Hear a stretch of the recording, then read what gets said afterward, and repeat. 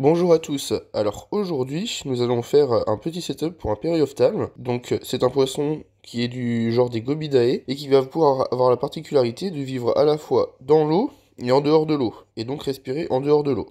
Donc dans un premier temps, nous avons placé une cuve avec des plantes. Si vous ne savez pas comment faire, je vous laisserai regarder la précédente vidéo sur les crabes. Ensuite, nous venons caler celle-ci avec des petites plaques de polystyrène. Nous plaçons ces plaques de polystyrène de part et d'autre de la cuve DE1 afin de bien caler la cuve. Et ensuite, nous allons créer une sorte de plage afin que le périophthalme puisse sortir de l'eau et une partie émergée qui soit aussi grande que la partie immergée. J'ai ensuite pris le soin de mettre des pierres sur les parties de polystyrène pour éviter qu'elles ne flottent au début, et j'y ai placé du sable de Loire. Donc sachant que le sable que je vais placer dans la vidéo, c'est un sable qui provient du premier setup où était situé le périophthalme, et donc il y a déjà les bonnes bactéries, etc. Le cycle de l'azote est déjà fait et déjà compris, les bactéries sont déjà dans le sable.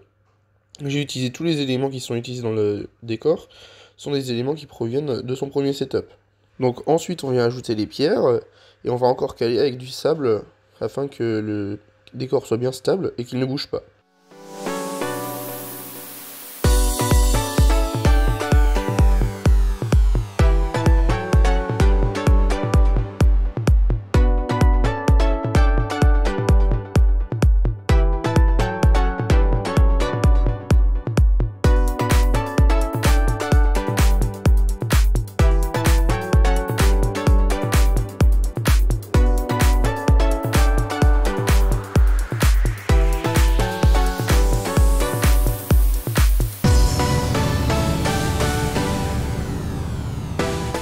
Et ensuite, voici le rendu final. On vient ensuite placer la pompe. Alors moi j'utilise une petite pompe à aquarium. Ça marche très bien, sachant que le périophthalme va vivre en osomètre. Le périophthalme est originaire des mangroves. Je lui place une petite racine à l'intérieur du terrarium. Ça va permettre de rappeler son biotope naturel, et en plus, ça rajoute un côté esthétique.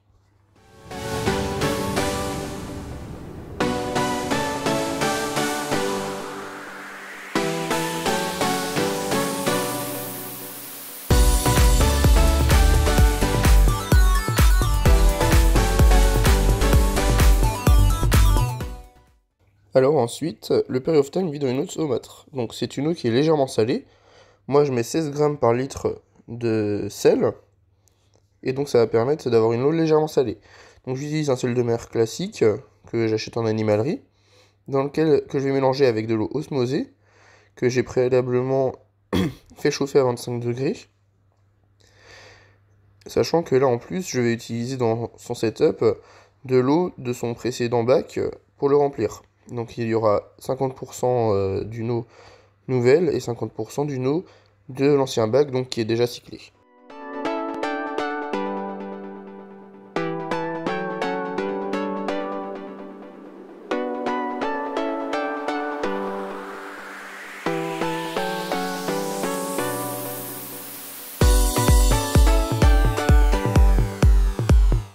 On revient ensuite relâcher le périophthalme dans son terrarium. Alors, juste quelques particularités à propos du périophthalme. C'est un poisson qui va donc pouvoir vivre à la fois en dehors de l'eau et à l'intérieur de l'eau. Il va plutôt chasser en partie terrestre. Donc c'est assez intéressant à le voir. Moi, je mets des petits grillons et il vient souvent chasser, etc. C'est assez intéressant.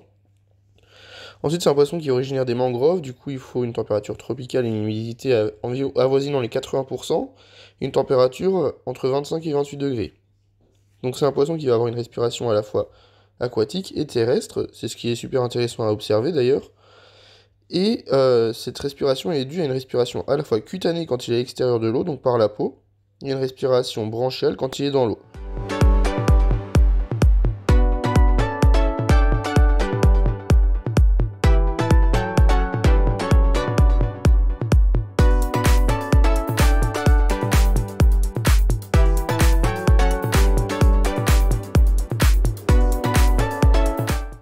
Voilà, c'est tout pour aujourd'hui.